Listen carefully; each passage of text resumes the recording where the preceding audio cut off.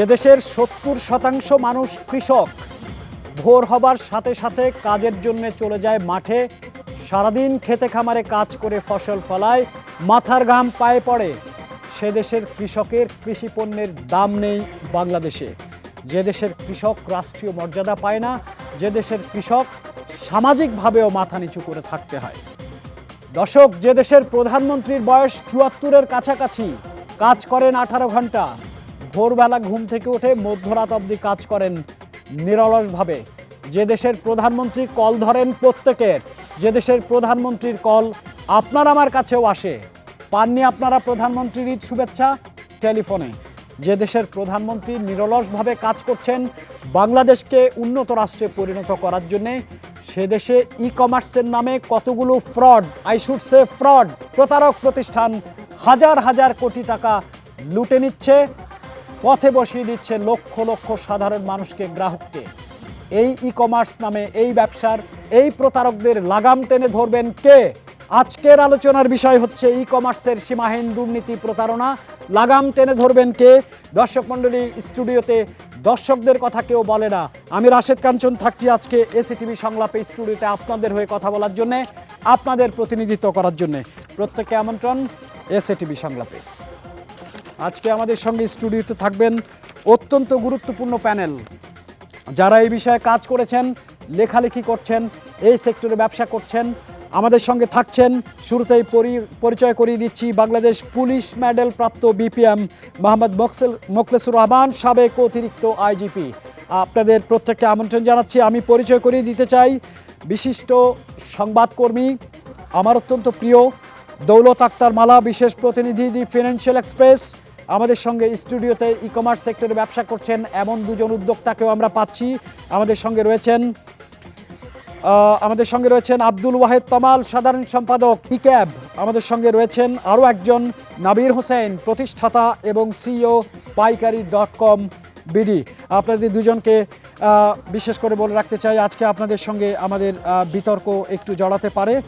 আমাদের সঙ্গে অনলাইনে থাকবেন যারা, তাদের সঙ্গে একটু পরিচয় করিয়ে দিতে চাই। আজ এখন শুধু নামটি বলছি। আমাদের সঙ্গে অনলাইনে থাকবেন গোলাম রহমান, সাবেক চেয়ারম্যান দুদক। আমাদের সঙ্গে অনলাইনে থাকবেন শাবান মাহমুদ, বিশিষ্ট সাংবাদিক নেতা, বর্তমানে press minister, Bangladesh high commission, New Delhi. আমাদের সঙ্গে আরও যোগ দিবেন অ্যাডভোকেট খুরশিদ আলম খান, দুদকের প্রধান আইনজীবী। যোগ দেবেন ফাহিম মাসরুর, প্রতিষ্ঠাতা আজকের ডিল.com। থাকবেন খালিদ সাইফুল্লাহ, সংবাদকর্মী। থাকবেন জাহিদুল ইসলাম, একজন ভুক্তভোগী। প্রিয় দর্শক, আমরা পরিচিত হয়ে নিলাম। এবার আমরা একটি রিপোর্ট দেখব ই কমার্স নিয়ে কি পরিমাণ প্রতারণা হয়েছে, কারা প্রতারণা করেছেন, কাদের দায়িত্ব ছিল ই কমার্সের লাগাম টেনে ধরা, তারা কেন দায়িত্ব পালন করেননি। এই বিষয়ে আমাদের প্রতিনিধি মহিউদ্দিনের একটি বিশেষ রিপোর্ট দেখব এই মুহূর্তে।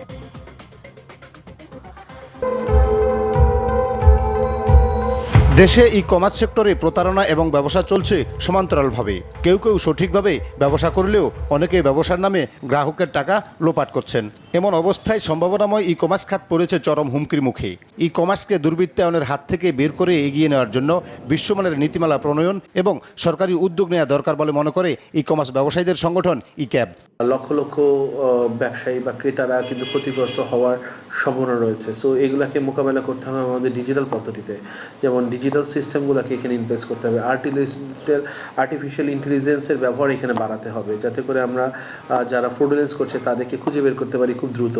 দেশে ই কমার্সকে সত্যিকারে গ্রাহক বান্ধব করতে হলে পৃথক নিবন্ধন ব্যবস্থা নিশ্চিতের দাবি অভিজ্ঞজনদের। সেই সাথে তাদের নিয়ে আসতে হবে ভ্যাট ট্যাক্সের আওতায়। আয় ব্যয়ে সরকারের নজরদারি থাকতে হবে বলেও মনে করেন তারা। ই কমার্সের বিজনেসটা বুঝতে হবে, দ্যাট ইজ এখানে অনেকগুলো পার্টি আছে, সেলার আছে, তারপরে আপনার লজিস্টিক প্রোভাইডার আছে যারা ডেলিভারি করে, তারপর ই কমার্স প্ল্যাটফর্ম আছে, এদের এক একজনের এক এক রকম ফাংশন। এটাকে বুঝে ওই ট্যাক্স প্যাটার্নটাকে সেভাবে ডেভেলপ করতে হবে। ই কমার্স কোম্পানিগুলো কিভাবে ট্যাক্স দিচ্ছে তারা কিন্তু ই কমার্স কোম্পানি খুঁজে পাবে না, কারণ ইনকাম ট্যাক্স আইনে ই কমার্স কোম্পানি হিসেবে রেজিস্ট্রেশনের কোনো সুযোগই নাই। তারা রেজিস্ট্রেশনে নিয়েছে আইটিএস হিসেবে, তথ্য প্রযুক্তি সেবা হিসেবে। নীতি নির্ধারকদের সঠিক পরিচর্যার মাধ্যমে ই কমার্সকে প্রাতিষ্ঠানিক রূপ দেওয়া সম্ভব বলে মনে করেন এই খাতের ব্যবসায়ীরা। সময়োপযোগী সিদ্ধান্ত নিতে ব্যর্থ হলে ই কমার্স থেকে ক্রেতাদের মুখ ফিরিয়ে নেওয়ার আশঙ্কাও তাদের। গ্লোবাল ট্রেন্ডের সাথে সরকারের ওই পলিসিগুলোকেও অ্যাডপ্ট করতে হবে। ধরেন সারা পৃথিবী একদিকে যাচ্ছে, আমরা যদি ওটার সাথে অ্যাডজাস্ট না করি, আমাদের যদি ওইটার সাথে ডেভেলপ না করি আমাদের পলিসিগুলো, তাহলে এইটা একটা কনফ্লিক্ট তৈরি করবে এবং এখানে একটা ক্রাইসিস আসতে পারে। যারা ছোট ছোট উদ্যোক্তা আছে, যারা সৎভাবে ব্যবসা করছে, তাদেরকে যদি বিভিন্নভাবে নীতি সহায়তা দেওয়া হয়, তাহলে কিন্তু এই ইন্ডাস্ট্রিটাও আরও এগিয়ে যাবে। শুধু নীতিমালা পরিবর্তন নয়, গ্রাহকের সাথে প্রতারণা ও অর্থ আত্মসাৎকারী ব্যবসায়ীদের কঠোর শাস্তির পরামর্শ টিআইবির। এরকম প্রতারণা, জালিয়াতি, অনিয়ম, দুর্নীতি বন্ধ করা যাবে, নিয়ন্ত্রণ করা যাবে, প্রতিরোধ করা যাবে। অন্যদিক থেকে এই খাতের আবার বিকাশের সুযোগটা যেন করে দেওয়া হয়। অপার সম্ভাবনাময়ের ই কমার্স খাতকে রাষ্ট্রীয় তদারকি ও পৃষ্ঠপোষকতায় আওতায় আনা হলে ই কমার্সে নতুন উদ্যোক্তা তৈরির পাশাপাশি বেকারদের বিপুল কর্মসংস্থান সৃষ্টি হবে বলে মনে করেন সংশ্লিষ্টরা। মহিউদ্দিন আহমেদ, এসিটিভি, ঢাকা। দর্শক, আপনারা রিপোর্টটি দেখলেন। বাংলাদেশ পুলিশে দীর্ঘ সময় চাকরির জন্য আপনি বাংলাদেশ পুলিশ মেডেল পেয়েছেন। Nations and new generation are extremely proud for that and we are grateful for your service to the nation. Mokhlesur Rahman, BPM, এই রিপোর্টটি দেখার পর বা গত 2 সপ্তাহ ধরে বাংলাদেশের পত্রপত্রিকায় যা লেখা হচ্ছে, যা ছাপা হচ্ছে, যে কান্নার আওয়াজ উঠছে, প্রতারণার যে চিত্র পাচ্ছেন, কি বলবেন আপনি? আপনার জন্য 3 মিনিট সূচনা বক্তব্য। যে কাহিনীগুলো আমরা জানতে পারছি এই বেশ কয়েকদিন ধরে, এতে আমার কাছে, আমি ব্যক্তিগতভাবে আমি এখানে ক্ষতিগ্রস্ত নই অথবা লাভবানও নই, কিন্তু সার্বিক মানুষের এই জায়গাটার অংশগ্রহণের বিষয়টা যখন চিন্তা করি, তখন মনে হচ্ছে যে এখানে বোধহয় একটা নিয়ন্ত্রণহীন একটা লাগাম ছাড়া কিছু কর্মকাণ্ড চলছে, যেটাকে যথাযথভাবে নজরদারি করা, দেখা, মানুষের স্বার্থ সংশ্লিষ্ট বিষয়গুলোকে দেখভাল করা, এই জায়গাগুলোয় মনে হয়েছিল যে একটা অভাব রয়েছে। এবং যারা এই বিজনেসটা করছেন, আমি সবার কথা বলবো না, বিজনেসে শুধু ই কমার্স নয়, অন্যান্য কমার্স যা কিছুই আছে সেখানেও কিন্তু প্রতারণা আছে, ফ্রড ফোর্জারি আছে এবং মানুষকে ঠকানোর একটা উদগ্র বাসনা আমরা অনেক সময় দেখতে পাই। এটা যে শুধু ই কমার্সের বেলায় হচ্ছে আমি সেটা বলি না, অনেক জায়গাতেই আমরা এগুলো দেখছি, যেগুলো নিয়ে উদ্বিগ্ন হওয়ার যথেষ্ট পরিমাণে কারণ হয়েছে। এবং এটার ভুক্তভোগীগুলো হন যারা একেবারে প্রান্তিক জনগোষ্ঠী, যারা কনজিউম করেন, এই কনজিউমাররা গিয়ে সবচেয়ে বেশি ক্ষতিগ্রস্ত হন। তো এই যে এটার যে একটা সুনির্দিষ্ট পথে পরিচালিত করা এবং এটার যে একটা কন্ট্রোলিং সিস্টেমটা রাখা, এই সিস্টেমের জায়গায় কোথাও না কোথাও ত্রুটি বিচ্যুতি হচ্ছে। এবং ই কমার্সের ক্ষেত্রেও এটা একটা নতুন দিগন্ত উন্মোচিত হয়েছে সারা পৃথিবী জুড়ে। বিশেষ করে করোনা ভাইরাস আক্রান্তের কালে মানুষের দুয়ারে দুয়ারে যখন পণ্যগুলো চলে আসছে, তখন এটাকে অনেক বেশি তাদের লাভবান, অনেক বেশি আকর্ষণীয় বলে মনে হচ্ছে এবং এই ক্ষেত্রে অনেক বেশি বিনিয়োগ হচ্ছে। এবং অনেকেই এখানে চলে আসছেন যে মানুষ যেহেতু আগ্রহান্বিত হয়ে উঠেছেন, সবাই ই কমার্সের সেবাটা নিতে চাচ্ছেন, এখানে বোধহয় একটা ফ্রড ফোর্জারি কোনো কিছু করলে রাতারাতি বড়লোকে পরিণত হওয়া যাবে। আমি কথা বলতে চাই সাংবাদিক ফিনান্সিয়াল এক্সপ্রেসের বিশেষ প্রতিনিধি মালার সঙ্গে। আপনার কাছে জানতে চাই, আপনি এ বিষয়ে লিখছেন, আপনার লেখা জনপ্রিয় হচ্ছে, আপনার লেখা নিয়ে কথাবার্তা হচ্ছে, আপনার কাছে জানতে চাই আপনার অবজারভেশন কি? ধন্যবাদ রাশিদ ভাই, এটা খুবই একটা সময়োপযোগী একটা আয়োজন। আমি এসটিভিকে ধন্যবাদ জানাই এই সময়ে কনজিউমারদের কথা চিন্তা করে এই আয়োজনটা করার জন্য। আসলে ই কমার্সের শুরু কিন্তু বাংলাদেশে হয়েছে 1999-এ। আস্তে আস্তে এটা ডেভেলপ করেছে। তো আমাদের দেশে আসলে একটা টেন্ডেন্সি যেটা কাজ করে যে প্রতারিত হওয়ার পর তারপরে ওই সেক্টরটাকে রেগুলেট করার চেষ্টা করা হয়।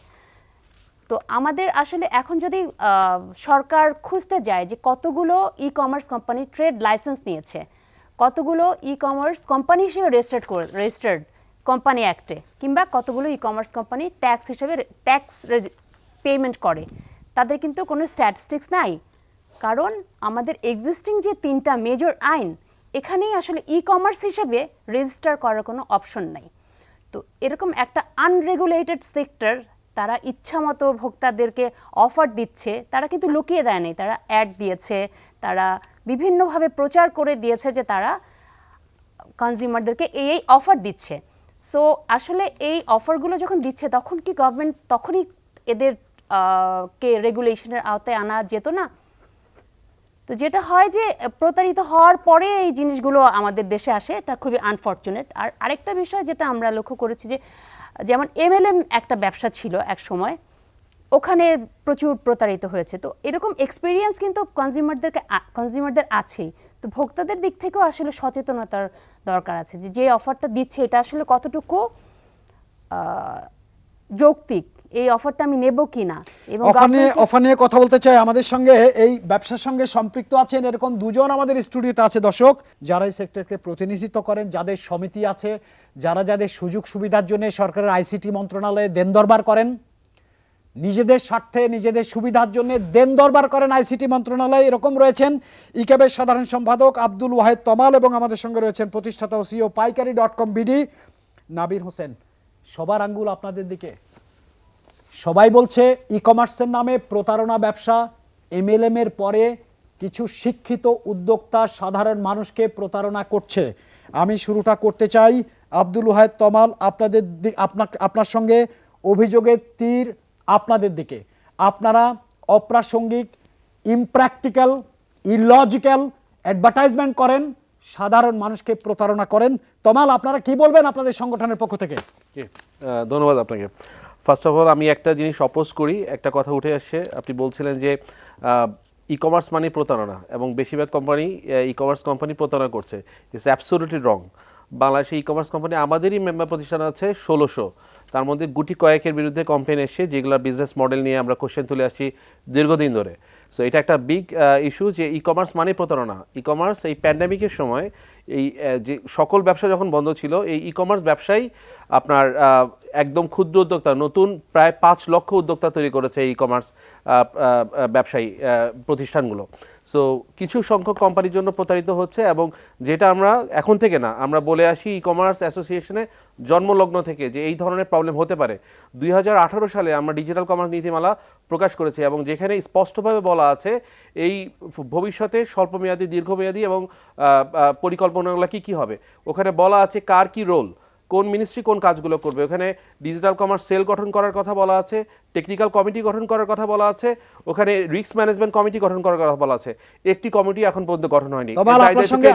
আপনার সঙ্গে আমার ব্যক্তিগত কোনো অসুবিধা নেই, কিন্তু আমি পেশাগত দায়িত্ব থেকে একজন সংবাদকর্মী হিসেবে বলতে চাই, আপনি বলছেন যে 1600-র মতো ই-কমার্স প্রতিষ্ঠান রয়েছে, আমাদেরই প্রতিষ্ঠান, আমাদের মেম্বার। তোমার let me finish, you have to keep patience, let me finish. আপনি বলেছেন আপনাদের 1600-1700 মেম্বার আছে, 4-5টা বা গুটি কয়েক প্রতিষ্ঠান জনগণের সাথে প্রতারণা করছে। আপনাদের তো একটি কমিটি আছে, আপনাদের একটা স্টিয়ারিং কমিটি আছে, আপনারা তাদেরকে ফায়ার করেননি কেন? আপনারা ফায়ার করবেন না কেন? আপনারা তাদের সাথেও থাকবেন, জনগণকে প্রতারণা করবেন, আপনাদেরকে আবার কিছু বলা যাবে না। আপনারা ICT মিনিস্ট্রি থেকে আপনারা দেন দরবার করবেন। তমাল, এটা বন্ধ করলো কে? আপনারা গত বছর আমরা বাণিজ্য মন্ত্রণালয়ের কে একটা রিপোর্ট প্রদান করেছি, আমাদের ঢাকা ইউনিভার্সিটির 5 জন প্রফেসর এবং 2 জন লয়ার সহ মিলে আমাদের বিজনেস অ্যানালাইসিস করে আমরা ICT ডিভিশনকে এবং বাণিজ্য মন্ত্রণালয়কে এবং বাংলাদেশ ব্যাংকে একটা প্রতিবেদন দিয়েছি যে this business model has to be stopped. গত বছর এই আপনি যে বিজনেস মডেলগুলো নিয়ে এখন কথা বলছেন, এটা গত বছর যদি প্রকাশিত হতো, যে নীতিমালাটা আমরা জুতার তলি ক্ষয় করে ফেলেছি বাণিজ্য মন্ত্রণালয়, এই নীতিমালাটা প্রকাশ হতে 1 বছর দেরি হলো কেন? আপনি যদি বাণিজ্য মন্ত্রণালয় নীতিমালাটা প্রকাশ করতে 1 বছর আগে বা হতো, তাহলে কিন্তু আজকে যেই এই বছর মানে আপনি দেখবেন যে যেই সমস্ত কোম্পানির বিরুদ্ধে এলিগেশন আসছে তারা লাস্ট 6 মাস 7 মাস ধরে তারা মার্কেটে এসছে, এই সুযোগটা কাজে লাগিয়েছে। আমরা গত 2019 সালে বাংলাদেশ ব্যাংকে SOP করার জন্য একটা চিঠি প্রধানমন্ত্রী কার্যালয় থেকে দেওয়া হয়েছিল, আমরা সেটা প্রস্তাবনা দিয়েছিলাম। সেই SOP এখন পর্যন্ত এই এসক্রো সার্ভিসের জন্য, সেই এসক্রো সার্ভিস এখন পর্যন্ত ইমপ্লিমেন্টেড হয়নি কেন? ম্যানুয়াল সিস্টেমে চলছে, কোনো অটোমেটেড সিস্টেম নাই। আপনি বলছেন মিস্টার তমাল, আমরা একটু সাংবাদিক দৌলত আক্তার মালার কথা শুনতে চাই, তিনি অবজার্ভ করছেন বিষয়টি, তার কাছ থেকে একটু শুনতে চাই।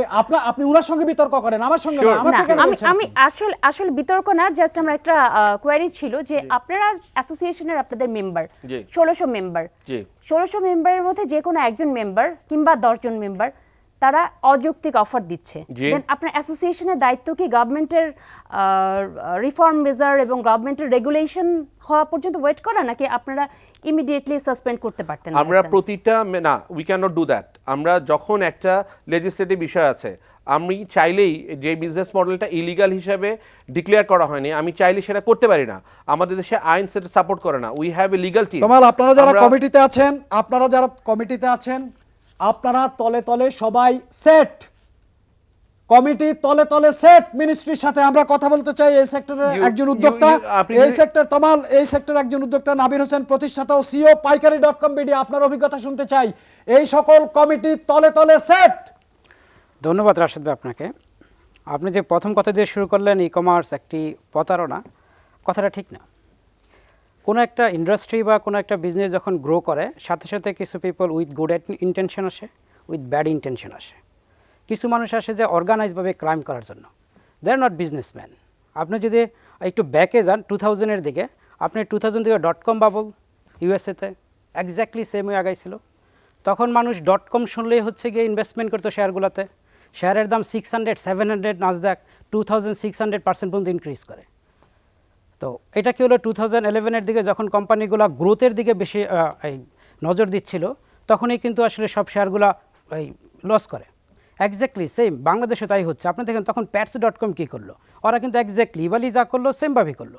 ইবালি দিল হচ্ছে গিয়া 100% cashback, 200% cashback, 50% cashback, exactly same ওয়েতে pats.comও করলো। pats.com করার পর কী হলো, ওদের প্রফিট দেখতে পারলো না, ওরা কিন্তু সেমভাবে ফল করলো। তো একটা ইন্ডাস্ট্রি যখন শুরু হয়, উইথ গুড ইন্টেনশন পিপল আসবে, ব্যাড ইন্টেনশন আসবে। এটা হচ্ছে মন্ত্রণালয়, আমাদের যে অ্যাসোসিয়েশন আছে, ওরা হচ্ছে কি স্ক্রিনিং করা লাগবে, ওদের ইন্টেনশনটা কি, ওদের বিজনেস, ওদের এভরি ইয়ার ওদের চেক করতে হবে ওদের বিজনেস হিস্ট্রিটা কি, দেন হচ্ছে কি ডিসাইড করা লাগবে। আমরা যদি টোটাল সেক্টরকেই বলি প্রতারণা, তাহলে সেক্টর যাবো কোথায়? আমরা যদি আপনি কোভিডের সময় দেখেন, কোভিডের সময় total e commerce industry support দিয়ে গেল, টোটাল নেশনকে সাপোর্ট দিয়ে গেল, টোটাল সাপ্লাই চেইন ঠিক রাখলো। তাহলে আমরা একটা সেক্টরকে ডাইরেক্ট প্রতারণা বলতে পারি না। আপনাদের সুযোগ সুবিধার জন্য, আপনারা এসব কমিটি, এসব উদ্যোক্তারা সুযোগ সুবিধার জন্য মন্ত্রণালয়ে দৌড়ঝাঁপ করেন।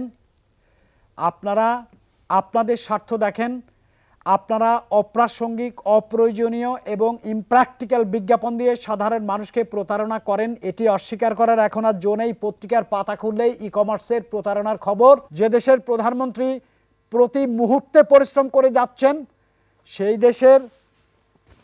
দেশের ই কমার্সের নামে কতগুলো প্রতারক সাধারণ মানুষকে প্রতারণা করছে, কতগুলো প্রতারক প্রতিষ্ঠান বাংলাদেশ থেকে হাজার হাজার কোটি টাকা লুটে নিচ্ছে, বাংলাদেশের মানুষকে রাস্তায় বসিয়ে দিচ্ছে। যে দেশের প্রধানমন্ত্রী নিজে বলেন দুর্নীতির ব্যাপারে তার অবস্থান জিরো টলারেন্স, যে দেশের প্রধানমন্ত্রী বলেন আমাকে ছাড়া আর সবাইকে কেনা যায়, সে দেশে কাদের এত বড় দুঃসাহস প্রধানমন্ত্রীর উন্নয়ন প্রক্রিয়াকে বাধা করে? শাবান মাহমুদ, আপনার বক্তব্য শুনতে চাই। আমি মনে করি যে ই কমার্সের নামে একদম জেনারেলাইজ করে তাদেরকে প্রতারক বলাটা কতটুকু যৌক্তিক হচ্ছে সে বিষয় নিয়ে আমার সন্দেহ রয়েছে। কারণ ই কমার্স একটি ভালো উদ্যোগ এবং মানসিকতা নিয়েই এই প্রতিষ্ঠান বা এই ব্যবসার শুভ সূচনা হয়েছিল এবং 1999 সাল থেকে এই ব্যবসা, এই ই কমার্স যে পদ্ধতি তা প্রচলন শুরু হয়, যেটি আমাদের সাংবাদিক মালা বলছিলেন। দীর্ঘ 22 বছরে এটি কেন একটি প্রতিষ্ঠিত সিস্টেমে পরিণত হতে পারলো না, সেই জায়গায় আমি প্রশ্ন তুলতে চাই। এখানে আমলাতান্ত্রিক অনেক ব্যর্থতার পরিচয় ফুটে উঠছে এবং যারা এটিকে রেগুলেটরি বোর্ডের পক্ষ থেকে, সরকারের পক্ষ হয়ে, আইন শৃঙ্খলা রক্ষাকারী বাহিনীর পক্ষ থেকে নিয়ন্ত্রণ করবেন, সেই নিয়ন্ত্রণকারী প্রতিষ্ঠানের এক ধরনের উদাসীনতা অথবা এই ই কমার্সটাকে বিশ্ব মানদণ্ডে দাঁড় করানোর জন্য সরকারি প্রশাসন যন্ত্রের যে এক ধরনের আন্তরিক প্রচেষ্টা, সেই জায়গায় আমার মনে হয় যে একটু ব্যর্থতার পরিচয় তারা দিয়েছে এবং এটি সবশেষে আমাদের মাননীয় প্রধানমন্ত্রীর যে আন্তরিক প্রচেষ্টা বা উদ্যোগ সেটিকে প্রশ্নবিদ্ধ করে। মাননীয় প্রধানমন্ত্রী তথ্য প্রযুক্তি বিষয়ক উপদেষ্টা ডক্টর সজীব ওয়াজেদ জয়, তিনি বাংলাদেশকে ডিজিটালাইজ করার জন্য যে একটি মহৎ উদ্যোগ গ্রহণ করেছেন, তার সুফল আমরা জীবনের প্রতিটি স্তরে পেতে শুরু করেছি। আজ বাংলাদেশ ডিজিটালাইজড হতে চলেছে।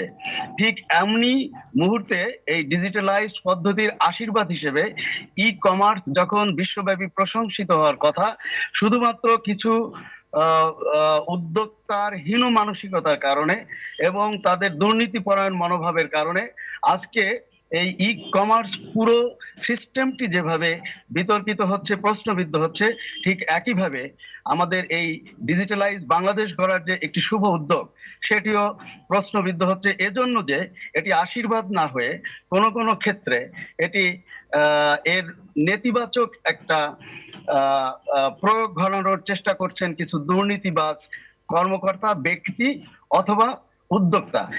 এজন্য আমি কোনো প্রতিষ্ঠানকে সার্বিকভাবে দুর্নীতিগ্রস্ত বলতে পারি না।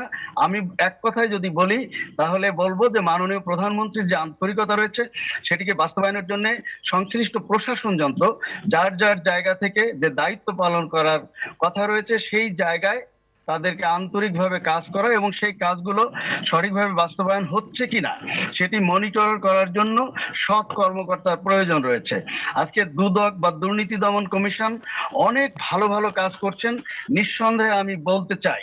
তবে দুর্নীতি দমন কমিশন অনেক বড় বড় উদ্যোগ গ্রহণ করার পর, প্রশংসনীয় পদক্ষেপ গ্রহণ করার পরে সেটি বাস্তবায়নের ক্ষেত্রে যে দীর্ঘসূত্রিতা সেটি নিয়ে প্রশ্ন রয়েছে এবং তদন্ত কর্মকর্তারা যেভাবে প্রাথমিকভাবে তদন্ত করছেন সেই তদন্তে কোনো ধরনের অস্বচ্ছতা থাকলে সেটি নতুনভাবে ভেরিফাই করার জন্য একটি সুন্দর পদ্ধতি সেখানে গড়ে তোলা দরকার। সুন্দর শাবান মাহমুদ, আপনি চমৎকার করে বলছিলেন অনুষ্ঠানের নীতিমালা অনুসারে আমাদের একটি বিজ্ঞাপন বিরতিতে যেতে হচ্ছে।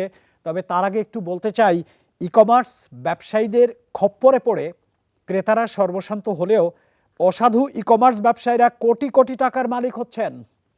ই কমার্স প্রতিষ্ঠান গ্রাহকের কাছ থেকে প্রায় 10,000 কোটি টাকা লোপাট করার অভিযোগ আছে।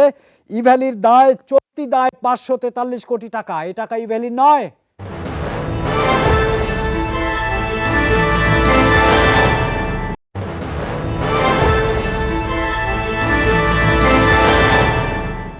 আমি অনুষ্ঠানের এক পর্যায়ে বলেছিলাম তলে তলে সব সেট।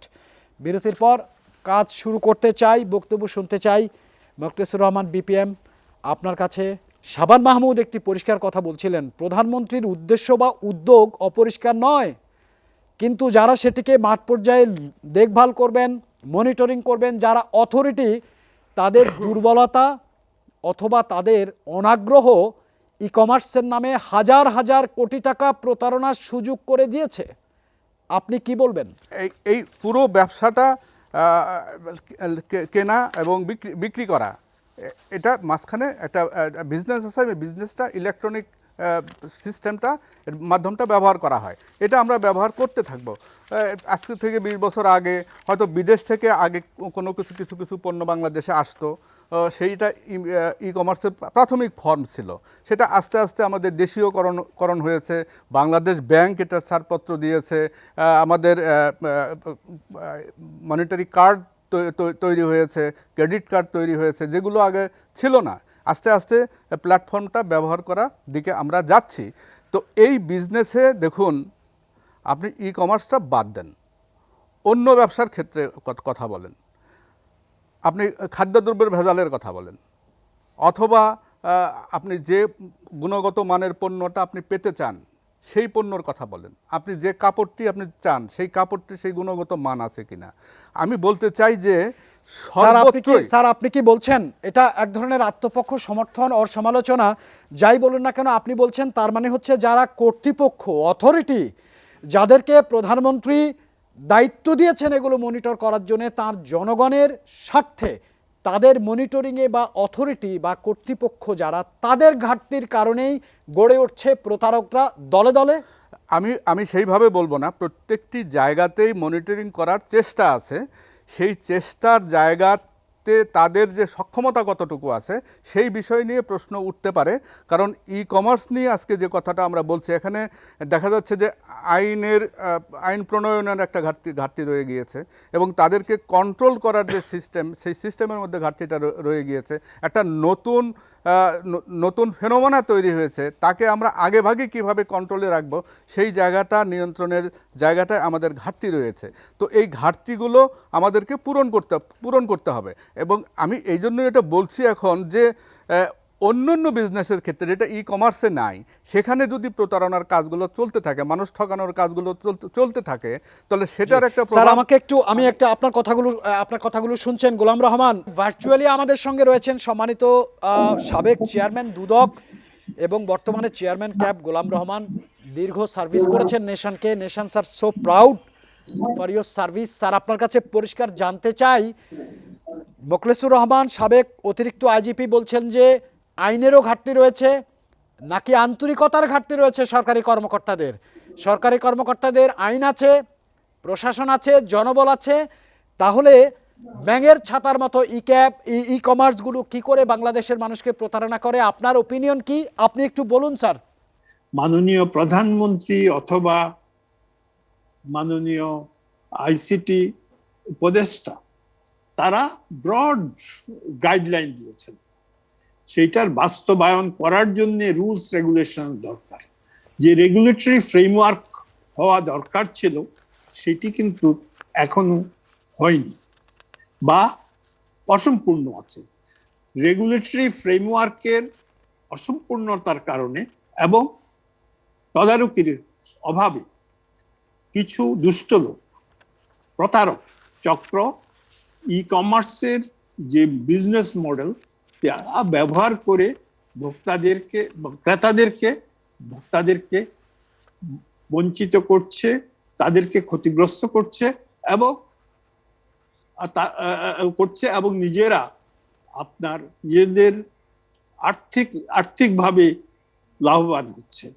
এখন যেটা কথা হলো যে এই যে প্রতারণা, এর সাথে কি কোনো সরকারি লোক জড়িত থাকতে পারে?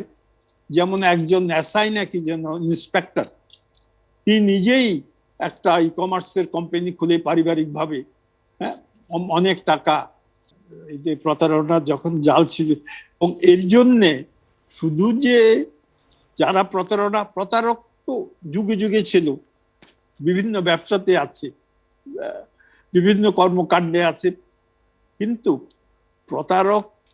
প্রতারণার থেকে নিজেদেরকে রক্ষা করা কিন্তু যারা প্রতারণার শিকার হচ্ছে তাদেরও দায়িত্ব। জি স্যার, আপনার সঙ্গে আরো কিছু গুরুত্বপূর্ণ নিয়ে কথা বলতে চাই, আমরা বলতে হবে। আমি আমাদের অনলাইনে ভার্চুয়ালি আমাদের সঙ্গে আর কে যুক্ত রয়েছেন, একটু স্যারের একটি কথাকে আমি কেন্দ্র করে একটু ডিবেট করতে চাই। আমরা কি জানতে পারি আমাদের সঙ্গে কে রয়েছেন? তার আগে একটি প্রশ্ন জানাই, সেটি হচ্ছে গরু লেজ লড়ায় না লেজ গরুকে লড়ায়?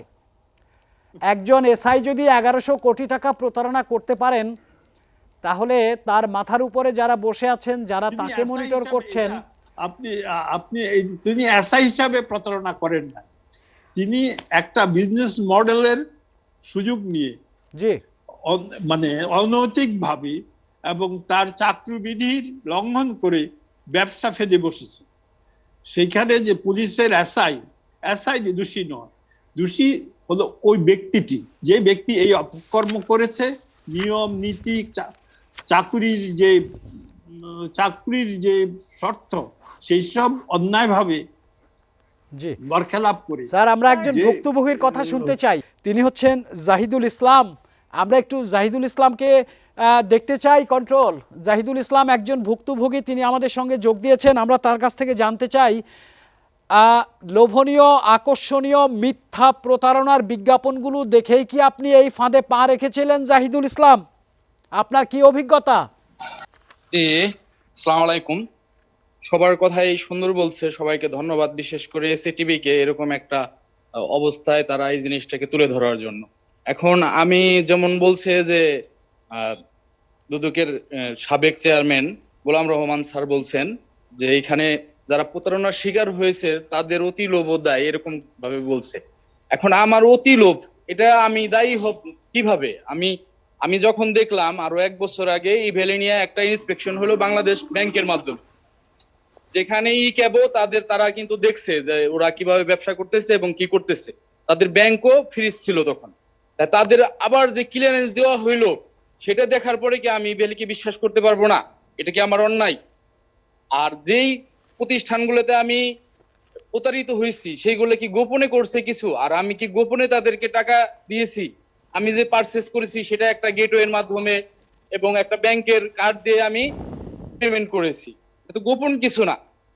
ঠিক আছে, আমরা আজকে দেখি যে অনেক সময় আমাদের অ্যাকাউন্টে যদি 20 লাখ টাকা থাকে, আমাদের ফোন দেওয়া হয় ব্যাংক থেকে, আর তারা 100 কোটি টাকা এবং 1000 কোটি টাকা সরাইলো, সেই ক্ষেত্রে কি কেউ কারো নজরেই তারা পড়লো না? এখানে কি আমরা শুধু অপরাধী? আর আমাদের জন্য কি বলার মতো কেউ নাই এখন বর্তমানে? জাহিদুল ইসলাম, আপনি সঙ্গে থাকেন, আপনি সঙ্গে থাকুন আমাদের সঙ্গে। আপনার প্রশ্নগুলো খুবই ভ্যালিড, আমি জাহিদুল ইসলামের প্রশ্নগুলো একটু রিপিট করতে চাই। আমাদের এখানে দুজন আছেন, ইক্যাবের সাধারণ সম্পাদক আব্দুল ওয়াহেদ তমাল রয়েছেন, প্রতিষ্ঠাতা এবং সিইও পাইকারি.com বিডি রয়েছেন নাবির হোসেন। তিনি বলছেন আপনারা প্রচারণা চালাচ্ছেন প্রকাশ্যে, আপনাদের সাথে লেনদেন হচ্ছে প্রকাশ্যে, তাহলে আপনারা যেসব প্রচারণা চালাচ্ছেন, লোভনীয় অফার দিচ্ছেন, এটি যেমন একটি চাতুরতা, একই সঙ্গে সরকারের যেসব সংস্থা এগুলো দেখভাল করার দায়িত্ব, প্রশ্ন আসছে তারা এর সঙ্গে বেনিফিশিয়ারি কিনা। আপনি কি বলবেন? আমরা তো সবাই এখন বলতেছি যে প্রতারণা কিভাবে প্রতারণাটা হইলো? আপনি বলছেন যে পোস্টমর্টম করবেন, তাহলে প্রতারণাটা কীভাবে হইলো ওইটা পোস্টমর্টম করেন। আমরা বলি যে গভর্নমেন্ট ঠিকমতো সার্ভেলেন্স করতে পারে না, গভর্নমেন্ট এমপ্লয়িদের দোষ দিচ্ছি, সবাইকে আমরা দোষ দিচ্ছি।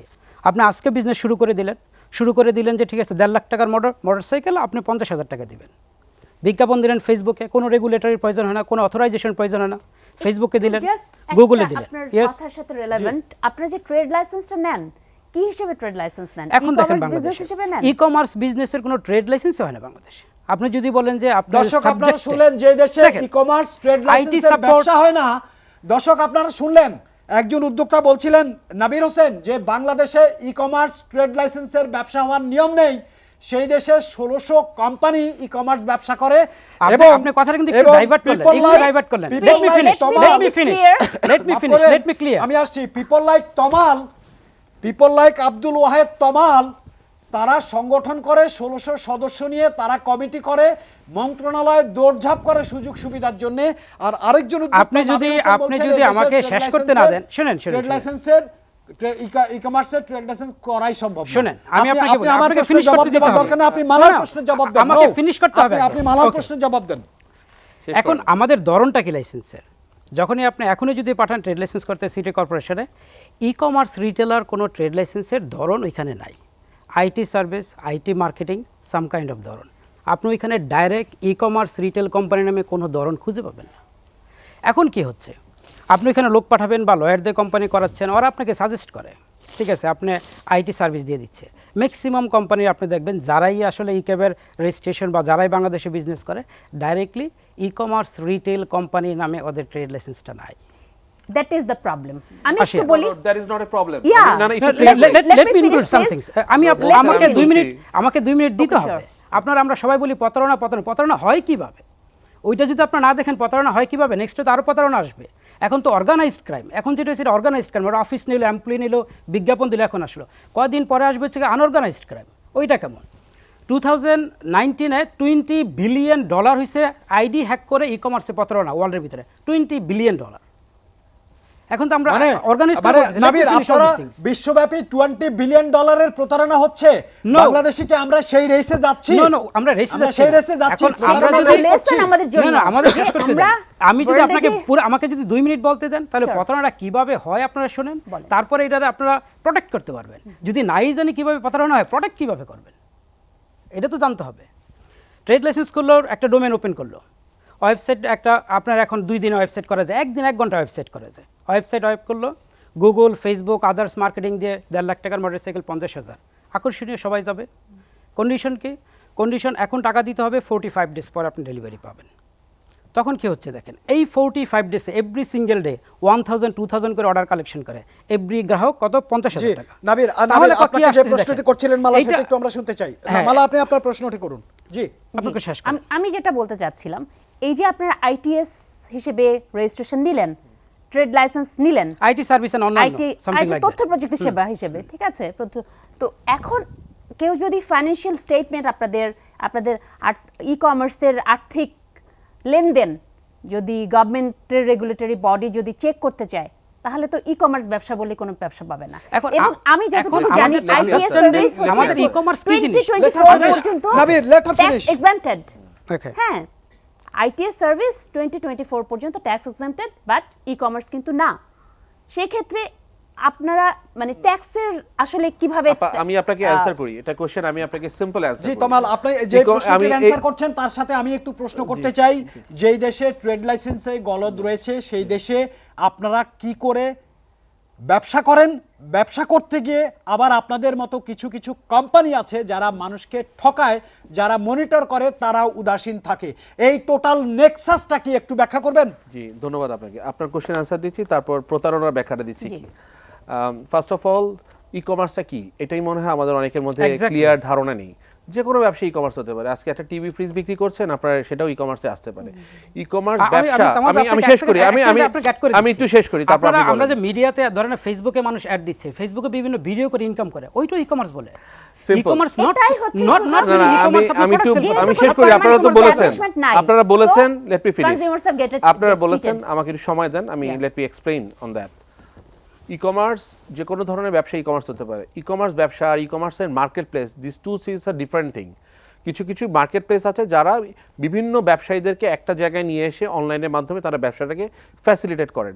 আমরা এলজিআরডি মিনিস্ট্রিকে অনেক আগে, এটা 2 বছর আগে বলা হয়েছে যে এই ধরনের যারা মার্কেট প্লেস ওরিয়েন্টেড ব্যবসা করেন তাদের জন্য একটা খাত রাখা জন্য, যাতে করে মার্কেট প্লেস নিয়ে যারা ব্যবসা করেন। আপনি যারা অলরেডি এক্সিস্টিং ট্রেড লাইসেন্স নিয়ে ব্যবসা করছেন তাদের তো ই কমার্স ব্যবসার জন্য আলাদা কোনো ট্রেড লাইসেন্স নেওয়ার প্রয়োজন নাই। সো ই কমার্স খাতের জন্য ট্রেড লাইসেন্স প্রয়োজন, অ্যাবসলিউটলি ভুল ধারণা। তাহলে এই বাংলাদেশের লক্ষ লক্ষ যে ব্যবসা রয়েছে যারা আজকে ই কমার্স ব্যবসায় আসছেন তাদের প্রত্যেককে আবার নতুন করে ট্রেড লাইসেন্স করতে হবে। সো আপনি একটা এন্ট্রি ব্যারিয়ার দিয়ে দিচ্ছেন। কোশ্চেন আছেন সেকেন্ড থিং, মার্কেট প্লেস নিয়ে আপনি কথা বলছেন, মার্কেট প্লেস নিয়ে যারা একটা ই কমার্স সাইটের মধ্যে অনেক ধরনের ব্যবসায়ীরা এসে ব্যবসা করছেন। So e commerce market place যেটা, সেটা হচ্ছে ওয়েবসাইট ভিত্তিক, তাদের কোনো ফিজিক্যাল স্টোর নেই। এটা কমপ্লিটলি টেকনোলজি ওরিয়েন্টেড একটা ব্যবসা। দ্যাটস ওয়াই তারা আইটি এবং আইটিএস ব্যবসার লাইসেন্স নিয়ে তারা ব্যবসা পরিচালনা করছেন। আমি একটু ডিফার করতে চাই আপনার, আমি একটু শেষ করি। আপনার এই যারা অলরেডি ব্যবসা পরিচালনা করছেন তারা ট্রেড লাইসেন্স দিয়ে ব্যবসা করছেন, এবং প্রত্যেকটা ই কমার্স মার্কেট প্লেসগুলোর সাথে আবার যারা ব্যবসা করছেন, ফিজিক্যালি ব্যবসা করছেন বা অন্য ব্যবসা করছেন, তাদের কিন্তু আবার একটা চুক্তি থাকে। সো ভ্যাট ট্যাক্স তারাও দিচ্ছেন যারা ব্যবসা করছেন। সো একটা ই কমার্স নর্মাল ব্যবসা পরিচালনা করার জন্য trade licence is not required. জি, তমাল সাহেবের কথা শুনে মনে হচ্ছে ই কমার্স ব্যবসাটা কি সেটা আমাদেরকে এখন শিখতে হবে, কিন্তু প্রশ্ন হচ্ছে স্ক্যাম হয়েছে, মানুষ প্রতারিত হয়েছে, মানুষের অর্থ লোপাট করেছে। ই কমার্স ব্যবসার নামে কয়েকটি প্রতারক প্রতিষ্ঠান, ই কমার্স প্রতারক নয়, ই কমার্স ব্যবসা প্রতারণা নয়, ই কমার্স ব্যবসার সুযোগ নিয়ে প্রতারকরা প্রতারণা করেছে। মালা, আপনার কাছে আমরা আবার আসবো, আমরা একটু অনলাইনে দেখতে চাই। আমার রেলেভেন্ট কোশ্চেন ছিল, জি বলুন, রেলেভেন্ট কোশ্চেন ছিল। আপনি বললেন যে আইটিএস, ই কমার্স হচ্ছে আইটিএস সেবার মতোই এক ধরনের ব্যবসা। ইজ ইট দেন ওয়াই, মানে কেন আপনারা তাহলে লাস্ট 2020 ফেব্রুয়ারিতে কমার্স মিনিস্ট্রিতে একটা মিটিংয়ে আপনারা রিটেন প্রপোজাল দিয়েছেন যে আপনারা ট্রেড লাইসেন্স অ্যাক্টের সংশোধন চান, আপনারা চান যে ই কমার্স একটা ক্যাটাগরি হিসেবে। রাইট, আমি বলছি এটা মার্কেট প্লেসগুলোর জন্য, not the e commerce business. দুটাকে ডিফারেন্ট শেড করে দিচ্ছি। আপনারা ডিফারেন্সের ব্যাখ্যা শুনবো, আমরা একটু অনলাইনে দেখতে চাই। আমাদের সঙ্গে একজন সংবাদকর্মী আছেন, খালিদ সাইফুল্লাহ। খালিদ সাইফুল্লাহ আমাদের সঙ্গে থাকবার কথা। খালিদ সাইফুল্লাহ কি আছেন? খালিদ সাইফুল্লাহ। জি, ধন্যবাদ এসটিভিকে।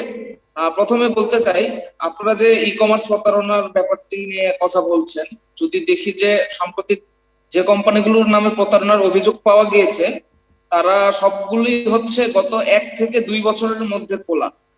যদি ই অরেঞ্জ বা এসপিসি এদের কথা বলি, এরা 1 থেকে 2 বছরের মধ্যে খোলা। কিন্তু আমাদের ই কমার্স সেক্টর কিন্তু 2011 সাল থেকে আছে। সো একটা ইন্ডাস্ট্রি যখন বড় হয় তখন গভর্নমেন্ট বা সরকারের পক্ষ থেকে অনেক ধরনের সুযোগ সুবিধা দেওয়া হয়, যে নতুন ইন্ডাস্ট্রি গড়ে উঠলে শুরুর দিকে কোনো রুলস রেগুলেশনটা কম দেওয়া হয় যাতে করে নতুন উদ্যোক্তারা এই সেক্টরে কন্ট্রিবিউট করতে পারে। কিন্তু কিছু প্রতারক এই সুযোগ সুবিধাগুলোকে কাজে লাগিয়ে একটা প্রতারণা করেছে, যেটা আমরা সর্বশেষ 1 বছর ধরে দেখতে পাচ্ছি। সো এইখানে মনিটরিং এর একটা অভাব রয়েছে। আপনাকে 30 সেকেন্ডের জন্য থামাচ্ছি। ই ভ্যালির চেয়ারম্যান রাসেল, চেয়ারম্যান নাসরিন এবং কর্ণধার প্রতারক রাসেল গ্রেফতার হয়েছেন। আপনি বলুন খালিদ সাইফুল্লাহ। বিষয়টা হচ্ছে, এখন ই কমার্স ব্যবসা শুরু করার জন্য বাংলাদেশের যে রেগুলেটরি বোর্ড, তাদের কোনো কোঅর্ডিনেশনটা অনেক কম। যেমন ধরুন, যে কেউ একটা ট্রেড লাইসেন্স খুলে ব্যবসা প্রতিষ্ঠান চালু করতে পারে। ইভেন আমি যদি আরেকটা কোম্পানির উদাহরণ দেই, দালাল.com, আপনি চিন্তা করেন তারা দালাল.com নামে ডোমেইন কিনে ই কমার্স ব্যবসা করছে, এক্ষেত্রে তাদেরকে ট্রেড লাইসেন্স দিল কে? আপনি কি দালাল.com নাম শুনলে কি ট্রেড লাইসেন্সটা দিতে পারতেন? বা যে গভর্নমেন্টের যে বডি থেকে এই ট্রেড লাইসেন্সটা দেওয়া হয়েছে সেখানেই তো আমরা একটা গলত দেখতে পাচ্ছি। আর তার পাশাপাশি গ্রাহকদের লোভ তো আছেই। সো আমার ব্যক্তিগত অবজারভেশন হচ্ছে গভর্নমেন্টের রেগুলেটরি বডিকে আরো স্ট্রং করতে হবে। সরকারের রেগুলেটরি বডিগুলোকে স্ট্রং করতে হবে, যথার্থই বলেছেন খালিদ সাইফুল্লাহ। আমাদের সঙ্গে থাকুন। দর্শক, আপনারা এরই মধ্যে জেনেছেন ইভলির কর্ণধার রাসেল এবং চেয়ারম্যান নাসরিন র্যাবের হাতে গ্রেফতার হয়েছেন।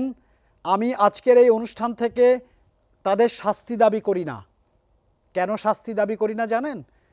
তাদের এই প্রতারকদের শাস্তি দাবি করি না। আমি এদেশের যারা প্রতারিত হয়েছে এ ধরনের প্রতারকদের হাতে, তাদের অর্থ ফেরত চাই। আমাদের আজকের অনুষ্ঠানের মাধ্যমে আমরা বলতে চাই, ইভ্যালির রাসেল বা তার স্ত্রী বা তার চেয়ারম্যান নাসরিনের শাস্তি দাবি করি না। যাদের অর্থ তারা লোপাট করেছে সেই অর্থ ফেরত চাই। রাষ্ট্রকে সেই ব্যবস্থা করতে হবে, আমাদের কর্মকর্তাদের সেই ব্যবস্থা করতে হবে। বিরতির পর আসছি।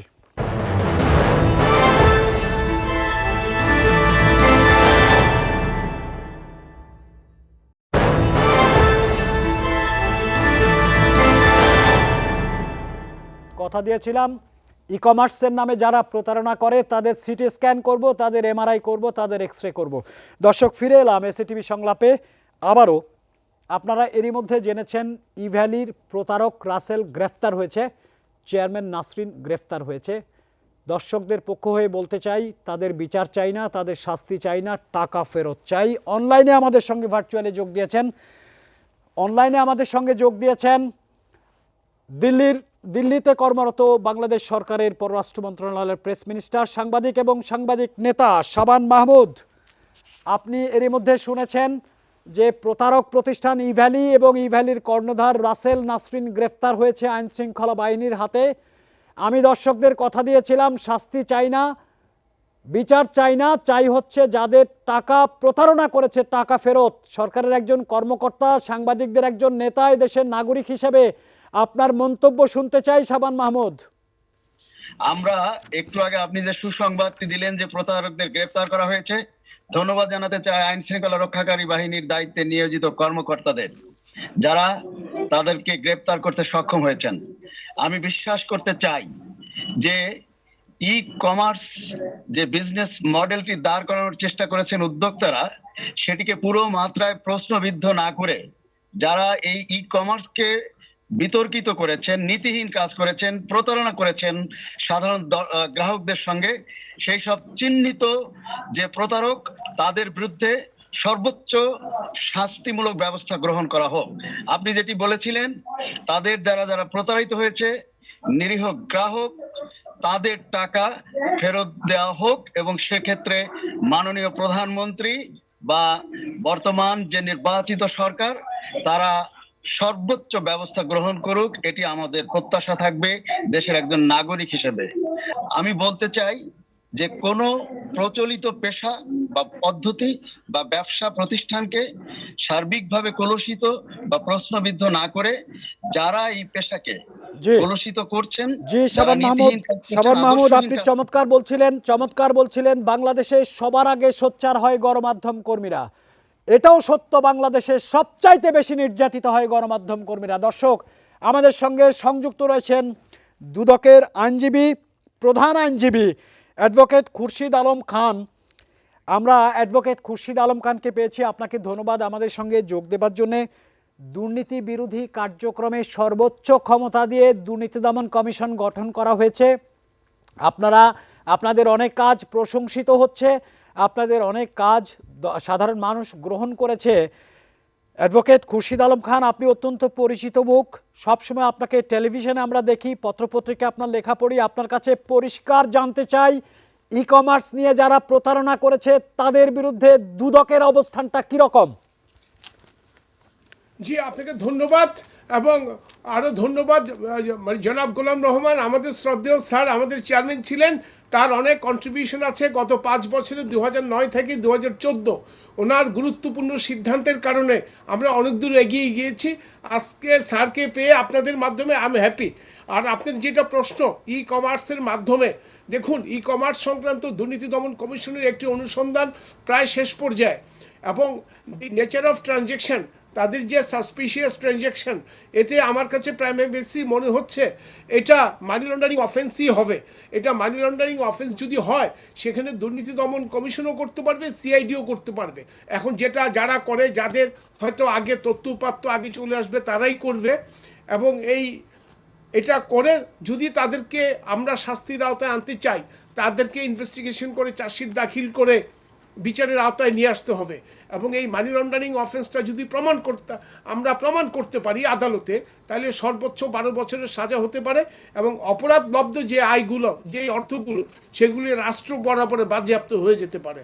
তবে এখানে একটা জিনিস খুবই কঠিন হবে, যারা সাধারণ মানুষ, যারা প্রতারিত হয়েছে, তাদের হাতে টাকাটা পৌঁছে দেয়া। আপনারা জানেন এর আগে ডেস্টিনিকে 2,500 কোটি টাকা দেওয়ার জন্য সুপ্রিম কোর্টের আপিল বিভাগ নির্দেশনা দিয়েছিল, এবং দুর্নীতি দমন কমিশনের চেয়ারম্যানকে বলা হয়েছিল টাকাটা পাওয়ার পরে ওনার তত্ত্বাবধানের জন্য এগুলো ডিস্ট্রিবিউট করা হয়। দুঃখজনক হলেও সত্যি, ডেস্টিনি আপিল বিভাগে কথা দেওয়া সত্ত্বেও একটা পয়সাও জমা দেয়নি। যেমন পিকে হালদার চলে গিয়েছে, আমরা টাকা পাচ্ছি না। আমরা যেখানে অ্যাটাচ করেছি, ক্রোক করেছি, জমি ক্রোক করেছে, ব্যাংকে টাকা পাওয়া গেছে যেখানে 200 কোটি টাকা ছিল, সেখানে বড়জোর 2 লাখ টাকা বা 4 লাখ টাকা বা 10 লাখ টাকা। এই যে টাকাটা চলে যাচ্ছে, আমাদের বড় চ্যালেঞ্জিং হলো এই টাকাটাকে রিকভারি করে ব্যাক করে বাংলাদেশের মধ্যে নিয়ে আসা। কাজে it's a very challenging task. আমরা দুর্নীতি দমন কমিশন অত্যন্ত এই ব্যাপারে খুব একেবারে জিরো টলারেন্স। মাননীয় প্রধানমন্ত্রীর যে কথাটা আপনি বললেন, সে কথাটা আমাদের জন্য অ্যাপ্লিকেবল।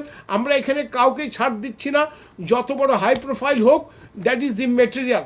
আমরা আমাদের সর্বতভাবে প্রসিকিউশনটা সাস্টেইন করার চেষ্টা করব, আর বাকি ডিপেন্ড করবে ইনভেস্টিগেশনের সময়ের কারণে আর কি। কারণ ইনভেস্টিগেশন করতে 180 দিন বিধিত সময় দেওয়া আছে। জি জনাব খুরশিদ আলম, আপনাকে আমাদের খুব প্রয়োজন এই মুহূর্তে। আপনি আমাদের সঙ্গে সংযুক্ত থাকুন। আমি জানি আপনি অনেক ব্যস্ত মানুষ, আপনাকে অনেক দায়িত্ব পালন করতে হয়, রাষ্ট্রের বড় বড় গুরুত্বপূর্ণ বিষয় নিয়ে আপনি সংযুক্ত আছেন। আপনি আমাদের সঙ্গে থাকুন। গোলাম রহমান স্যার রয়েছেন আমাদের সঙ্গে।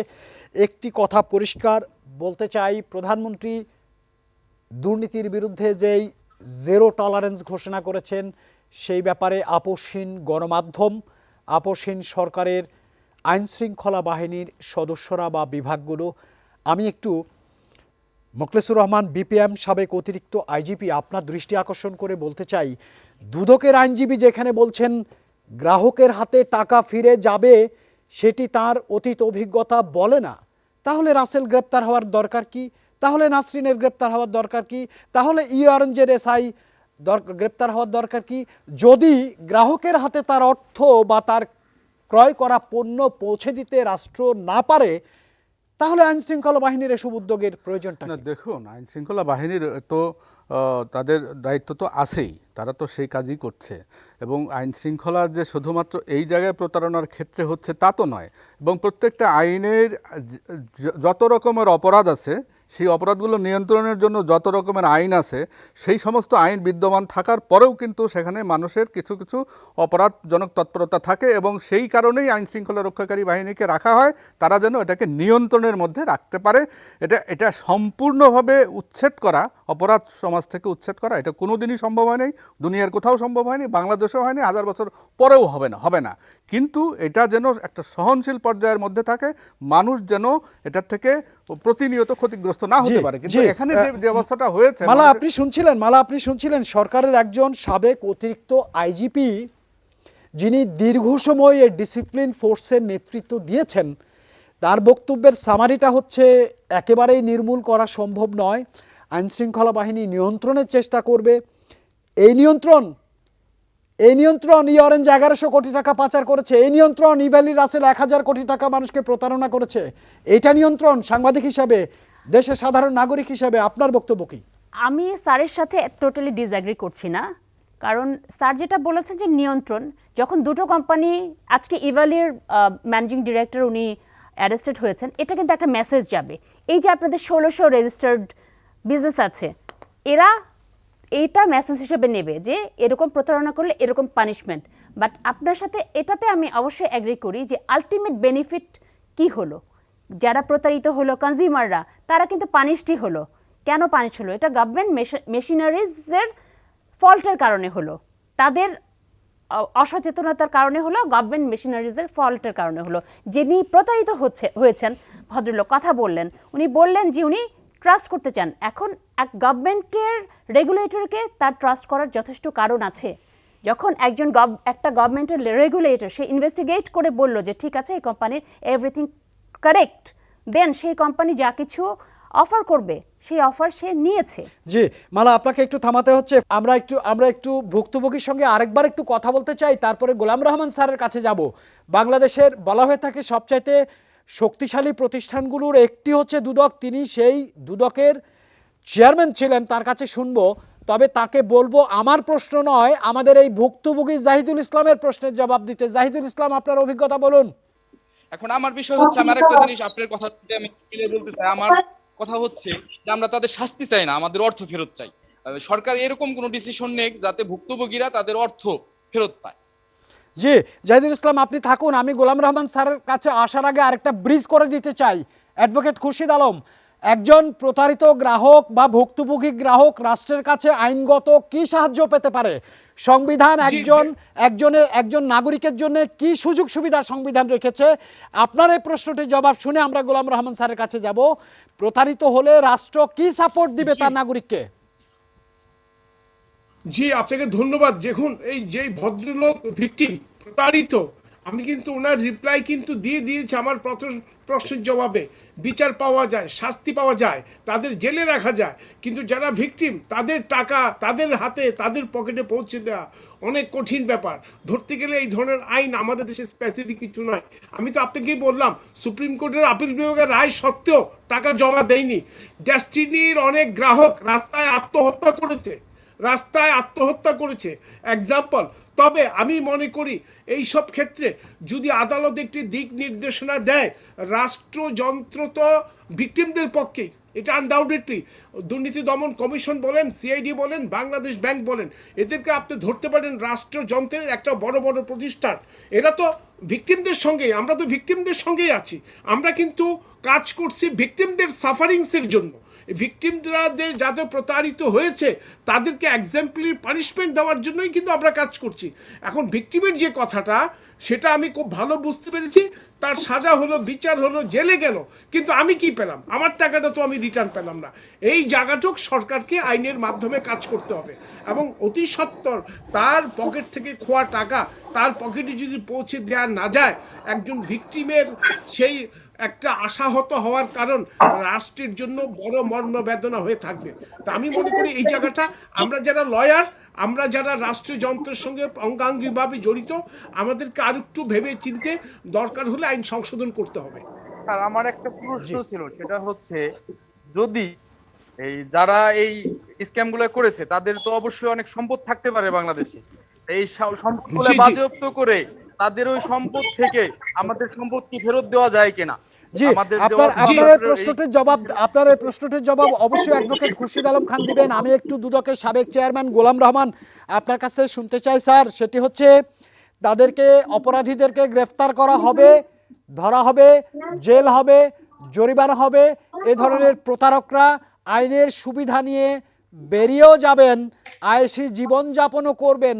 তাহলে ভুক্তভোগীদের হাতে তাদের খোয়ানো টাকা পৌঁছানোর জন্য রাষ্ট্রের বা দুদকের বা সংশ্লিষ্ট ঊর্ধ্বতন কর্তৃপক্ষের হাতে কি কি সুযোগ আছে? কেন অতীতে পারেনি? কেন ডেস্টিনির ২৫০০ কোটি টাকা ভুক্তভোগীদের হাতে যায়নি? গোলাম রহমান স্যার, এই দেশে তো এই প্রতারণা তো নতুন কিছু নয়, বোধহয় বহুকাল থেকেই প্রতারণা হয়ে আসছে। ঠগীদের কথা আমরা শুনি ব্রিটিশ আমলে, যারা মানুষদেরকে রাস্তায়, যে পথচারীদেরকে গাছের থেকে দড়ি ফেলে হত্যা করে তাদেরকে লুট করত। প্রতারণার, আপনি যুবকের কথা তো মনে আছে সবাই, প্রথম বড় ধরনের প্রতারণা এই দেশে যুবক নামে একটি প্রতিষ্ঠান করেছিল। সেই প্রতিষ্ঠানটির বিরুদ্ধে কোনো কার্যকর ব্যবস্থা, সত্যিকারের কার্যকর ব্যবস্থা হয়েছে বলে আমার মনে হয় না। এখনো যুবকের কেউ কোনো অর্থ ফেরত পায়নি। দুদকের আইন সীমাবদ্ধ হলো দুদকের আইনের শিডিউলের মধ্যে, অর্থাৎ যেই সব অপরাধ দুদকের শিডিউলে আছে, শুধু দুদক সেই সব বিষয়ে অনুসন্ধান তদন্ত করে আইনানুগ ব্যবস্থা নিতে পারে। আমি খোরশেদ আমার চেয়ে ভালো বলতে পারবে, আমার ঠিক আমার ধারণা প্রতারণা দুদকের শিডিউলভুক্ত অপরাধ নয়, তবে অবৈধ সম্পদ অর্জন অথবা মানি লন্ডারিং, একসময় মানি লন্ডারিং এর একমাত্র ইনভেস্টিগেটিভ অথরিটি ছিল দুদক, বর্তমানে বোধহয় আরো বেশ কয়েকটি প্রতিষ্ঠানকে দায়িত্ব দেওয়া হয়েছে। মানি লন্ডারিং যদি করে থাকে, গ্রাহক কাছ থেকে অর্থ নিয়ে তারপরে সেই অর্থ বিদেশে পাচার করেছে অথবা অন্যভাবে ব্যবহার করেছে, সেই ক্ষেত্রে মানি লন্ডারিং এর আইন অনুযায়ী শাস্তির বিধান করা যেতে পারে। কিন্তু অর্থ আদায় করে সেইটা আর কি গ্রাহককে দেওয়ার যে ক্ষমতা, সেই ক্ষমতা একমাত্র যদি আদালত সিদ্ধান্ত গ্রহণ করে কোনো সংস্থাকে কোনো দায়িত্ব দেয় তখন এটা করা সম্ভব, অন্যথায় এটা সম্ভব নয়। এটা এক্সিকিউটিভ অ্যাকশন নিয়ে, যেমন যুবকের ক্ষেত্রে বাণিজ্য মন্ত্রণালয় বোধহয় চেষ্টা করেছিল যে কমিটি করে ওদের বিষয় সম্পত্তি সমস্ত বিক্রি টিক্রি করে যারা যুবকের ক্ষেত্রে প্রতারিত হয়েছেন তাদেরকে অর্থের ফেরত দেওয়া। কিন্তু কি আমি বিস্তারিত আমার মনে পড়ছে না, সম্ভবত তেমন কিছু অগ্রগতি হয়নি। স্যার এখনো পাই না এই টাকা। জি, আমি একটু সাংবাদিক, আমি একটু দি ফিনান্সিয়াল এক্সপ্রেসের বিশিষ্ট বিশেষ সংবাদদাতা দৌলত আক্তার মালা আপনার কাছে শুনতে চাই। তাহলে আপনি দুজন অত্যন্ত গুরুত্বপূর্ণ ব্যক্তির কথা শুনলেন, দুদকের আইনজীবী এবং দুদকের সাবেক চেয়ারম্যান বললেন কথাটির সামারিটা এরকম যে ওনাদের শাস্তি হবে, হয়তো জেল হবে, মানি লন্ডারিং মামলা হবে। বাট আমার প্রশ্নটি হচ্ছে, যাদের টাকা প্রতারণা করে হাজার কোটি টাকা তারা সরালেন বা পাচার করলেন বা সম্পদ কিনলেন, সেই প্রতারিত মানুষগুলোর হাতে টাকা ফেরত দেবার তো সুযোগ আছে বলে আমি মনে করছি না। এই দুজন সংশ্লিষ্ট ব্যক্তির বক্তব্য শোনার পর গণমাধ্যম কর্মী হিসাবে আপনার লেখা সামারি তাহলে কি হবে, জনগণের জন্য আপনার মেসেজটা কি হবে? আমি আসলে যদি গোলাম রহমান স্যারের কথা ঠিকভাবে ধরতে পারি, আমার কাছে যেটা মনে হচ্ছে যে প্রতারণা দুদকের শিডিউলভুক্ত কোনো অপরাধ না। আমাকে শুনতে পাচ্ছেন মালা? জি, আমি শুনতে পাচ্ছি। এই শুনেন মালা, ওই স্যার যেটা বলেছে সেটা হলো ব্যক্তি পর্যায়ে প্রতারণা হলে সেটা দুদকের শিডিউলে পড়বে না। বাট যদি অর্গানাইজড ক্রাইমে যদি আপনি প্রতারণা করেন, সেখানে যদি সাসপিশিয়াস ট্রানজ্যাকশন থাকে, মানি লন্ডারিং ইনভলভ থাকে, তাহলে অবশ্যই দুদকে পারবে। এবং সেই প্রতারণা যদি রাষ্ট্রীয় অর্থের সঙ্গে হয়, যদি রাষ্ট্রীয় অর্থ যদি প্রতারিত হয়, তাহলে সেখানেও দুদক পারবে। শুধু ব্যক্তি পর্যায়ে প্রতারিত হলে সেটা দুদক পারবে না। আর যেহেতু এখানে মানি লন্ডারিংয়ের বিষয় চলে আসছে অলরেডি, সাসপিশিয়াস ট্রানজ্যাকশন, কারণ breach of trust by the merchant, ইভেলির ম্যানেজিং ডিরেক্টর এবং তার ওয়াইফকে আপনাকে ধরে নিতে হবে আইনের ভাষায়, তারা মার্চেন্ট, তারা breach of trust large number of peoples. কাজেই এখানে শুধু ব্যক্তি পর্যায়ে প্রতারণা হলেও এটা কিন্তু দুদকের শিডিউলও আসবে 409 অথবা মানি লন্ডারিং এর সাসপিশিয়াস ট্রানজ্যাকশন হিসাবে। সেভাবে প্রসিকিউশনটাকে সাজাতে হবে। স্যার যেটা বলছেন সেটাও ঠিক, সেটাও ঠিক। শুধু ব্যক্তি পর্যায়ে, যেমন আপনার কাছে আমি 200 টাকা পাই, আমি টাকা দিচ্ছি না, দিব করছি, এই ব্যক্তি পর্যায়ে প্রতারণা, এটা দুদকের শিডিউলে আসবে না। স্যার আমার কাছে যদি তাই হয়, ইটস ভেরি আনফরচুনেট।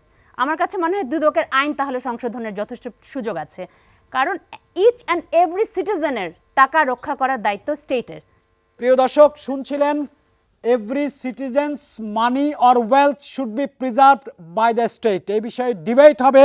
বিরতির পর যোগ দিয়েছেন আমাদের সঙ্গে মাসরুর আরেফিন, এই সেক্টরের আইটি সেক্টরের উদ্যোক্তা, বক্তা, নেতা। বিরতির পর কথা হবে মাসরুর আরেফিনের সঙ্গে।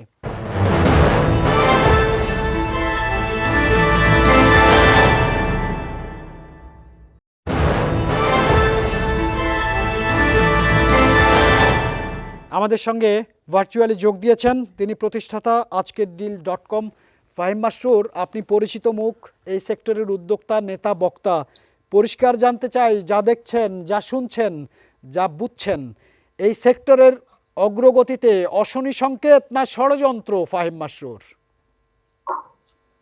ধন্যবাদ আপনাকে। আমরা এটা আজকে থেকে দেখছি না, গত 1 বছর ধরেই এই ব্যাপারটা আমরা দেখছি, এবং আমাদের মতো অনেকেই আসলে গত 1 বছর ধরে আমরা বিভিন্ন পর্যায়ে সরকার এবং বিভিন্ন নীতি নির্ধারক পর্যায়ে এটা অনেকবার বলার চেষ্টা করছি যে আমাদের ইন্ডাস্ট্রিটা আসলে একটা ধ্বংসের মুখে ফেলে দিচ্ছে গুটি কয়েক কোম্পানি, এবং এদের বিরুদ্ধে যত তাড়াতাড়ি ব্যবস্থা নেওয়ার দরকার ছিল তত তাড়াতাড়ি ব্যবস্থা আসলে নেওয়া হয়নি। আমার কাছে মনে হয় সেটা একটা বড় ব্যাপার, কেননা এই যে জিনিসগুলি হচ্ছে এগুলি কোনোভাবেই ই কমার্স না। ই কমার্সের নাম দিয়ে আসলে পঞ্জি স্কিম, যেটাকে আপনি মানে যারা বিদেশে যদি কোনো গুগলে সার্চ করবেন, পঞ্জি স্কিম মানে এক কাস্টমার থেকে আরেক কাস্টমারকে টাকা দেওয়া, তো সেটা এক ধরনের পুরাপুরি প্রতারণা, এক ধরনের না পুরাপুরি প্রতারণা, এবং সেই জিনিসটাই আসলে গত 1 বছর ধরে আমাদের সবার চোখের সামনে হচ্ছে। আনফরচুনেটলি আমাদের যাদের এই জিনিসগুলো দেখার দায়িত্ব ছিল নীতি নির্ধারক পর্যায়ে, আমি বলবো যে এখানে বাংলাদেশ ব্যাংকের একটা বড় ধরনের একটা রোল ছিল, বিকজ এই কোম্পানিগুলো আসলে লোকজন থেকে টাকা নিয়ে মাসের পর মাস, বছরের পর বছর টাকা আটকে রাখতো এবং টাকা দ্বিগুণ করার 3 গুণ করার প্রতিশ্রুতিতে টাকা আটকে রাখতো। এটা শুধুমাত্র একটা ব্যাংক, কারো লাইসেন্স হোল্ডার যারা ব্যাংক, তারাই আসলে এই কাজটা করতে পারে। ব্যাংক ছাড়া বা সমবায় ছাড়া কেউ এই কাজটা করতে পারে না লিগালি। তো সেইটা আসলে সবার চোখের সামনে হয়েছে। আনফরচুনেটলি আমরা তাদেরকে থামাইনি, এখনো কিন্তু এই কাজগুলি হচ্ছে। তা আমার কাছে মনে হয় যে এটা আসলে এক ধরনের আশুনি সংকেত আমাদের ইন্ডাস্ট্রির জন্য। বাট আমার কেন জানি মনে হচ্ছে দেরিতে হলেও হয়তো সরকারের বিভিন্ন পর্যায়ে একটু সচেতনতা এসেছে, এবং আমরা দেখছি, আজকেও আমরা দেখলাম একটা কোম্পানির প্রধানকে অ্যারেস্ট করা হচ্ছে, গত 2 সপ্তাহ আগে একজনকে করা হয়েছিল। বাট এই জিনিসগুলো আসলে উদাহরণ তৈরি করতে হবে, যাতে ভবিষ্যতে কেউ এই ধরনের প্রতারণার সুযোগ নিয়ে একটা ইন্ডাস্ট্রিকে ধ্বংস করতে না। ফাহিম মাসরুর, অনেক আন্তরিক ধন্যবাদ। আপনি অনেকগুলো ইঙ্গিত দিয়েছেন যারা রেগুলেটরি অথরিটি, তাদের ঘাটতি রয়েছে দায়িত্বে, এবং চোখের সামনে দিয়ে কতগুলো প্রতারক ই কমার্সের নামে প্রতারণা করেছে। যারা এই কাজগুলো করেছে তারা ন্যাচারালি তারা হচ্ছে প্রতারক। তাদের ট্র্যাক রেকর্ড পরীক্ষা করতে হবে, তাদের ট্র্যাক রেকর্ড রয়েছে প্রতারণা করার। একবার এক এক ধরনের ফর্মে তারা সামনে আসে এবং প্রতারণা করে। আমি অনুষ্ঠানের শুরুতে ই কমার্সের কথা বলেছিলাম, আমার অতিথিরা ভুল বুঝেছেন। আমি ই কমার্সকে প্রতারণা ব্যবসার সেক্টর বলিনি, বলেছি ই কমার্সের নামে প্রতারকরা প্রতারণা করছে। ফাহিম মাসরুর, আপনাকে অনেক ধন্যবাদ। আমরা একটু ভার্চুয়ালি আমাদের সঙ্গে রয়েছেন অ্যাডভোকেট গোলাম রহমান এবং খুরশিদ আলম। আমি গোলাম রহমান স্যারকে দিয়ে র্যাপ আপ করবো, তার আগে খুরশিদ আলম আপনার কাছে শুনতে চাই। ফাহিম মাসরুর পরিষ্কার করে বলছেন এরা প্রতারক, এরা প্রতারণা করে হচ্ছে ই কমার্সের নামে, ই কমার্সের ছদ্মভেগে প্রতারণা চলে। সুতরাং আপনি যেটি বলছিলেন কোনো ব্যক্তির নামে দুদক চাইলে রেগুলেটরি করতে পারে না, কিন্তু এই যে প্রতারকরা, চিহ্নিত প্রতারক আমাদের চারপাশে ঘুরে বেড়ায়, রাজনৈতিক আশ্রয় প্রশ্রয় পায়, এদেরকে প্রশ্রয় দেয় প্রশাসন, ঠকায় জনগণকে, প্রতারিত হয় জনগণ। এবার কি বলবেন আইনের কিছু করবার নেই? খুরশিদ আলম। না, অবশ্যই আছে। মাসুদ সাহেব যে কথাটা বললেন সেটা ঠিক। একজনে ফ্রড করে তার জন্য সমস্ত ইনস্টিটিউশনগুলা মানে তারা ডিফেম হয়। এই ক্ষেত্রে আমার সাজেশন হলো সরকার, বাংলাদেশ ব্যাংক বা মিনিস্ট্রি অফ কমার্স যাকে ই কমার্সের লাইসেন্স দিবে তাকে খুব শক্ত হাতে ভালো করে এক্সামিন করে লাইসেন্সটা দিতে হবে। একটা আনাড়ি লোকের হাতে যদি পড়ে লাইসেন্স, তাহলে এই যে ই ভ্যালির যে অবস্থা আজকে অন্যান্য ই কমার্সের প্রতিষ্ঠানে যে অবস্থা তাই হবে। কাজে সরকার যখন লাইসেন্স দিবে, বিং এ লাইসেন্সিং অথরিটি, সরকারকে দেখভাল করতে হবে যে এর পক্ষে এই ব্যবসাটা করা সম্ভব কিনা। আর একটা গ্রাহক প্রশ্ন করেছেন খুব গুরুত্বপূর্ণ, আমি ওনার প্রশ্নের উত্তরটা দিচ্ছি, কারণ উনি যদি প্রশ্নের উত্তরটা না পায় ওনার মধ্যে আরও ফ্রাস্ট্রেশন আসবে। একজন ওদের সম্পত্তি বাজেয়াপ্ত করে ওখান থেকে ওনাকে টাকা দেওয়া যায় কিনা। আমাদের মানি লন্ডারিং আইনে সেটা একটা প্রভিশন আছে, দুর্নীতি দমন কমিশন অথবা সিআইডি সম্পদ জব্দের যদি আদেশ চায়, আদালত সন্তুষ্ট হয়ে জব্দের আদেশ দিবে। সেখানে ক্ষতিগ্রস্ত ব্যক্তি যদি আদালতে আবেদন করে জব্দ হওয়ার পরে যদি উনি দেখাতে পারে ওনার টাকাটা নিয়েছে এত তারিখ, ওনার রিসিট সব কিছু থাকে, তখন আদালত ওনার টাকাটা ওনার ওই কোম্পানির জব্দকৃত সম্পদ থেকে ফিরিয়ে দেওয়ার জন্য আদেশ দেওয়ার ক্ষমতা বাংলাদেশের আদালতে আছে। কাজেই যিনি গ্রাহক, ওনাকে একটু আইনজীবীর সঙ্গে যোগাযোগ করতে হবে, দেখভাল করতে হবে কখন জব্দ হচ্ছে, টাকা কখন জব্দ হচ্ছে, ওনার প্রপার্টি কখন জব্দ হচ্ছে। তারপরে ওনার ক্লেইমটা উনি স্পেসিফাই করে তফসিল আকারে একটি দরখাস্ত করতে হবে। জি, খুরশিদ আলম খান চমৎকার বলেছেন। একটি অন্তত আশার আলো দেখা গেল, রাষ্ট্র যদি তার সম্পদ বাজেয়াপ্ত করে, আদালত যদি সম্পদ বাজেয়াপ্ত করে, তাহলে আইনের মাধ্যমে ক্ষতিগ্রস্ত গ্রাহকরা একটু আশার বাণী আপনার কাছ থেকে শুনবো। মালা, আমি আপনার কাছে আসবো, আপনার সঙ্গে কথা বলতেই হবে বিষয়টি নিয়ে। আপনি লিখছেন, আমি একটু গোলাম রহমান স্যারের সঙ্গে আরেকবার একটু কথা বলতে চাই। স্যার, আপনি দুদকের চেয়ারম্যান ছিলেন। দুদক বা সরকারের এই রেগুলেটরি প্রতিষ্ঠানগুলো কি গ্রাহক স্বার্থ সুরক্ষার জন্য কোনো বড় ধরনের রিফর্ম করার সুযোগ আছে কিনা, সংস্কার করার সুযোগ আছে কিনা, এটি আপনার কাছে আমার শেষ প্রশ্ন। আপনার দুদক অথবা সব দায়িত্ব একটা কোনো প্রতিষ্ঠানকে দেওয়া বোধহয় ঠিক না। দুদকের যে দায়িত্ব আইন দিয়েছে সেই দায়িত্ব যদি সুষ্ঠুভাবে দুদক পালন করে, এবং দুদক সে চেষ্টা সবসময় করে আসছে, মাল্টি লেয়ার মার্কেটিং এটা কিন্তু যুবক বোধে শুরু করেছিল, কিন্তু সে সময় কোনো ব্যবস্থা নেওয়া হয়নি। আমি চেয়ারম্যান হওয়ার পরে এইটা আমার একটা দৃষ্টিতে পড়লো যে মানুষ তো নানাভাবে ক্ষতিগ্রস্ত হচ্ছে। এই মাল্টি লেয়ার মার্কেটিং কোম্পানি দেশে কয়টা আছে সেইটা আমি খোঁজ খবর শুরু করলাম। প্রায় 150টি সেই সময়ে এই ধরনের কোম্পানি, কিন্তু 150টি কোম্পানিকে অনুসন্ধান করে তাদের বিরুদ্ধে ব্যবস্থা নেওয়া মতো সক্ষমতা দুদকের তখনও ছিল না, এখনো আছে বলে আমি মনে করি না। ধরা ছোঁয়ার বাইরে নয়। তাই যে আইনানু যেসব সংস্থা আছে, দুদক আছে, বাংলাদেশ ব্যাংকের কিন্তু একটা বড় রোল আছে। বাংলাদেশ ব্যাংক রেগুলেটরি অথরিটি, আর্থিক লেনদেনের ক্ষেত্রে রেগুলেটরি অথরিটি, আর তাছাড়া আইন প্রয়োগকারী সংস্থাগুলি আছে। যে এইটাকে যদি নিয়ন্ত্রণ করতে চায় এই ধরনের কর্মকাণ্ড, তাহলে কিন্তু একটা সমন্বিত উদ্যোগ কার্যক্রম গ্রহণ করার প্রয়োজন আছে। সাবেক চেয়ারম্যান দুদক এবং বর্তমানে chairman CAB, consumers association of Bangladesh, Golam Rahman অত্যন্ত একজন দক্ষ সরকারি আমলা ছিলেন। পরবর্তীতে অনেকগুলো রাষ্ট্রীয় গুরুত্বপূর্ণ দায়িত্ব পালন করেছেন। খুরশিদ আলম, আপনি সিনিয়র আইনজীবী দুদকের, এবং আমাদের সঙ্গে ছিলেন ফাহিম মাসরুর। আপনাদের প্রত্যেককে অনেক কৃতজ্ঞতা, অনেক ধন্যবাদ বলিষ্ঠ বক্তব্য দেবার জন্যে, আমাদের এই বিতর্কে অংশ নেবার জন্যে, আপনাদের বুদ্ধিদীপ্ত এবং পরামর্শগুলো দেবার জন্য আপনাদের কাছে কৃতজ্ঞ। আমরা একটু স্টুডিওতে ফিরে আসতে চাই। আমাদের স্টুডিওতে দুজন ই কমার্সের উদ্যোক্তা রয়েছেন, তাদের সাথে যেমন কথা বলবো এই ই কমার্সের প্রতারণা, ফ্রড নিয়ে যিনি গত কয়েক সপ্তাহ ধরে ফলো আপ করছিলেন। আমাদের সাথে দৌলত আক্তার মালা রয়েছেন, দি ফিনান্সিয়াল এক্সপ্রেসের স্পেশাল করেসপন্ডেন্ট। আমাদের সঙ্গে মোখলেসুর রহমান বিপিএম, সাবেক অতিরিক্ত আইজিপি আছেন। আমরা অনুষ্ঠানের শেষ পর্যায়ে চলে এসেছি। একটি কথা দিয়ে অনুষ্ঠানের শেষ অংশটুকু চালিয়ে যেতে চাই, সেটি হচ্ছে যে দেশের প্রধানমন্ত্রী পরিষ্কার ভাষায় বলে দেন দুর্নীতির বিরুদ্ধে তার অবস্থান জিরো টলারেন্স।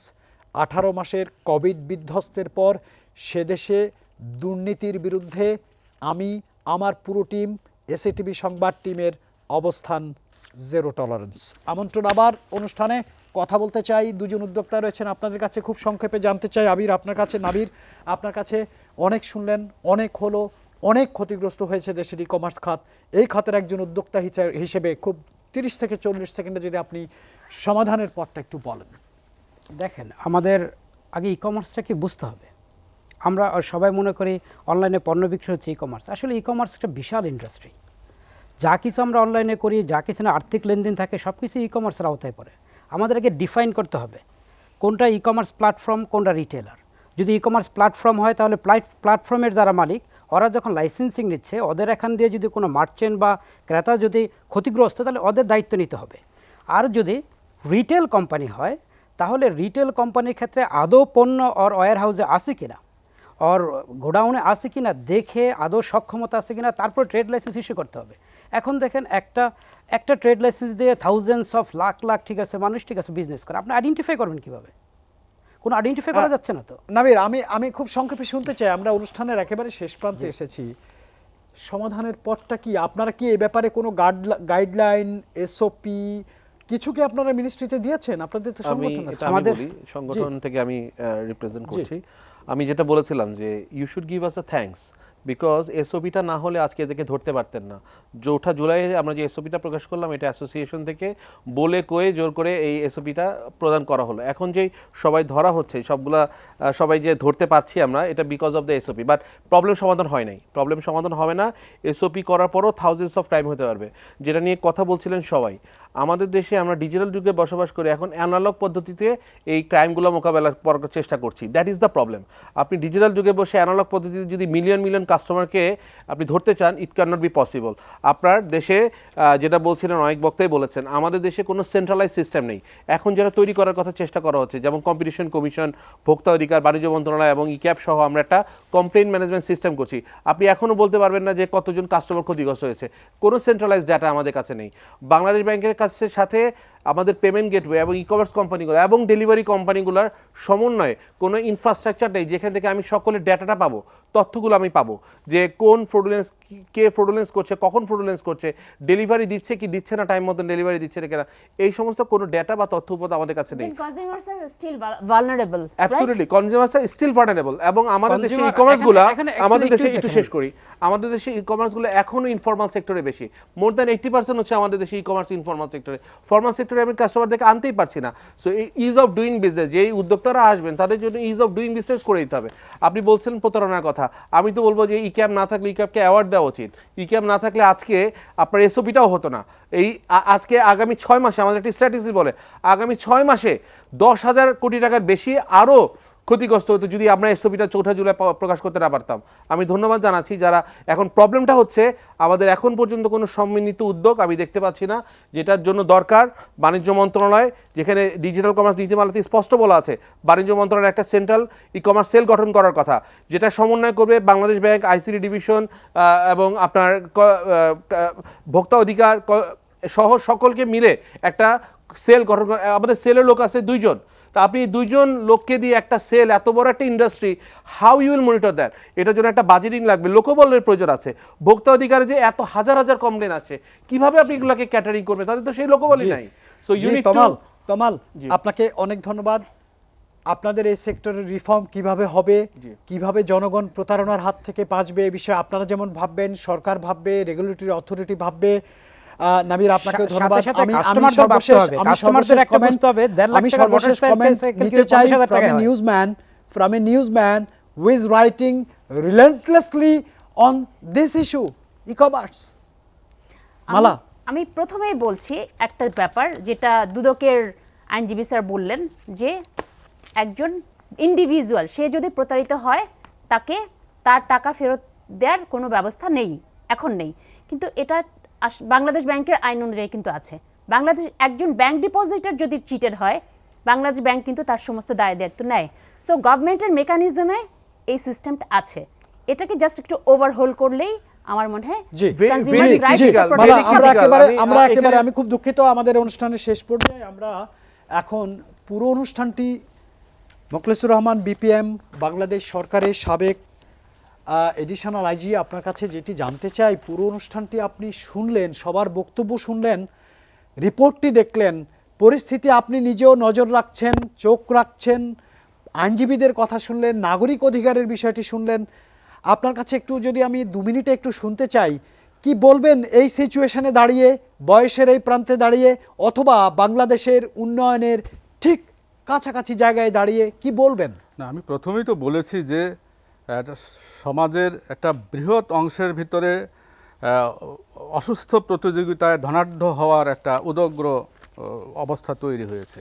এখানে অল্প পথ পরিক্রম করে মানুষ অর্থ করে উপার্জন করতে চাচ্ছে, সেখানে প্রতারণার আশ্রয় নিচ্ছে, অপরাধের আশ্রয় নিচ্ছে। এটা একটা সমাজের ভিতরে এটা একটা দুর্যোগপূর্ণ অবস্থা তৈরি হয়েছে বলে আমি অন্তত মনে করি, যে অন্তত আর্থিক জায়গাগুলোতে, এই আর্থিক জায়গাগুলো যদি আমাদের মনিটরিংটা ঠিকঠাক মতো করতে না পারি, এবং এখানে যদি আমরা যাকে ইচ্ছে তাকে সব কিছুই করতে দিতে চাই, আমি যদি ব্যাংক ফ্রডুলেন্ট করার সুযোগ রাখি, আমি যদি আমাদের যে কার্ড সিস্টেম আছে সেগুলোতে যদি প্রতারণার জায়গাগুলোকে রাখি, আমি যদি ই কমার্সের যেখানে মানি ট্রানজ্যাকশন হচ্ছে বিকাশ কিংবা ওই নগদের এই জায়গাগুলোতে যদি আমি ফ্রড করার সুযোগগুলো রেখে দেই, তাহলে তো এই সুযোগগুলো তো নেবে, অপরাধীরা তো ওত পেতে বসে আছে সমস্ত জায়গায় তাদের সুবিধাটা আদায় করার জন্য। এখানে দরকারটা কি?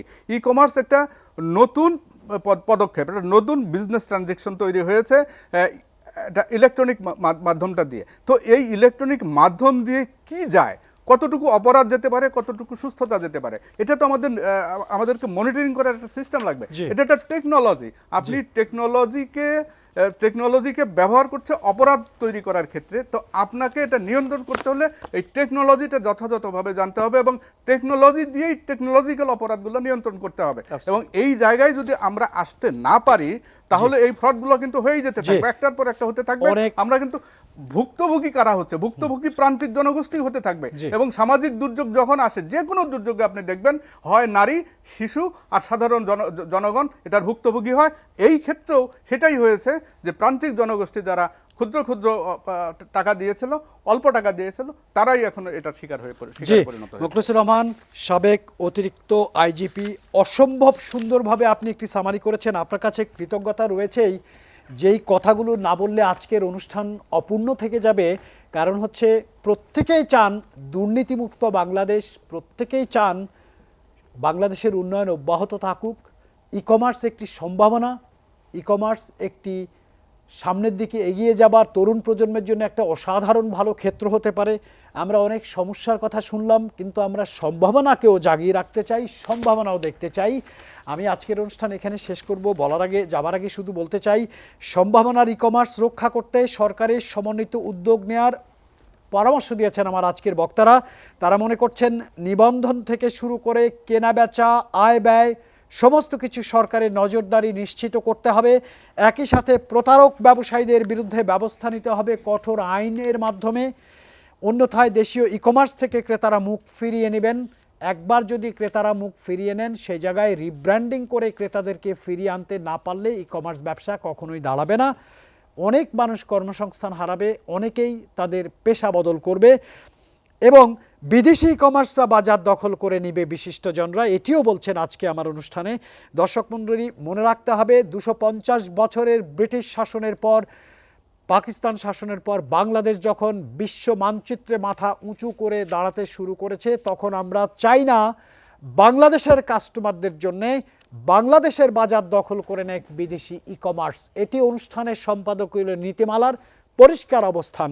আমরা চাই আমাদের তরুণরা, আমাদের উদ্যোক্তারা এই ই কমার্স বাজার নিয়ন্ত্রণ করুক, প্রসার করুক এবং বিদেশে ফুট স্টেপ ফেলুক। দর্শক, দেশে ই কমার্সকে সত্যিকারের গ্রাহক বান্ধব করতে হলে পৃথক নিবন্ধন ব্যবস্থা নিশ্চিতের দাবি করেছেন আজকে আমার অতিথিরা। আমার সম্মানিত অতিথিরা আরও বলছেন, সেই সাথে তাদের নিয়ে আসতে হবে ভ্যাট এবং ট্যাক্সের আওতায় আয় ব্যয় সরকারের নজরদারি থাকতে হবে বলেও মনে করছেন তারা। নীতি নির্ধারকদের সঠিক পরিচর্যার মাধ্যমে ই কমার্সকে প্রাতিষ্ঠানিক রূপ দেওয়া সম্ভব বলে মনে করছেন আমার আজকের অতিথিরা। এবং সময়োপযোগী সিদ্ধান্ত নিতে ব্যর্থ হলে ই কমার্স থেকে ক্রেতাদের মুখ ফিরিয়ে নেয়ার আশঙ্কা আবহাওয়াবিদদের মতো এসএটিভি সংলাপের অতিথিরাও করেছেন। শেষ করতে চাই আজকের অনুষ্ঠান শুধু নীতিমালা পরিবর্তন নয়, সরকারের সাথে গ্রাহকের সাথে প্রতারণা এবং অর্থ আত্মসাৎকারী ব্যবসায়ীদের কঠোর শাস্তির পরামর্শ দিয়েছেন আমার আজকের সম্মানিত অতিথিরা। অপার সম্ভাবনা আমার এই ই কমার্স খাতকে রাষ্ট্রীয় তদারকি এবং পৃষ্ঠপোষকতার আওতায় আনা হলে ই কমার্সের নতুন উদ্যোক্তা তৈরির পাশাপাশি বেকারদের অর্থাৎ চাকুরি প্রার্থীদের বিপুল কর্মসংস্থান সৃষ্টি হবে বলেও মনে করছেন আমার উদ্যোক্তারা। দর্শক, আজকের মতো শুভরাত্রি বলতে চাই, বলার আগে আগাম জানিয়ে রাখতে চাই, আগামী সপ্তাহে সিটি স্ক্যান, এক্স-রে, এমআরআই করব বিএসটিআই এর দায়িত্ব নিয়ে, ঔষধ প্রশাসনের দায়িত্ব নিয়ে। কারণ হচ্ছে আমাদের সংবাদ কক্ষে সংবাদ রয়েছে ভেজাল খাদ্যপণ্যের সয়লাভ বাজার, নকল ওষুধে মারাত্মক ঝুঁকির মুখে স্বাস্থ্য খাত এবং দুর্নীতি, এ দুটো সেক্টরে। এ নিয়ে কথা হবে আগামী সপ্তাহে এসএটিভি সংলাপে। আমার প্রত্যেক অতিথিকে আমি ধন্যবাদ জানিয়ে আজকের অনুষ্ঠান শেষ করতে চাই। শুভরাত্রি।